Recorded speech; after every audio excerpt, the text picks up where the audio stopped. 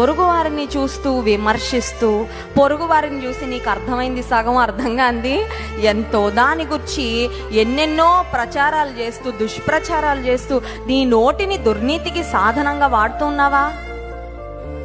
దేవుడు మన హృదయముల కంటే అధికుడు. కొన్నిసార్లు మనం అనుకుంటాం, నా అంత భక్తి పరురాలు లేదు, నా అంత భక్తి పరుడు లేడు. ప్రక్క వారితో మన భక్తిని పోల్చుకొని, వారికన్నా నేను ఎంత గొప్పదాన్నో తెలుసా అండి, ఇతరుల కంటే నేను ఎంత ప్రార్థన చేస్తానో తెలుసా అండి, ఇతరుల కన్నా నేను ఎంత ప్రేమిస్తానో తెలుసా అండి, నువ్వు ఇతరులతో పోల్చుకొని నిన్ను గురించి గొప్పగా చెప్పుకుంటున్నావు. అక్కడే ఉంది గర్వం, అవునా కదా?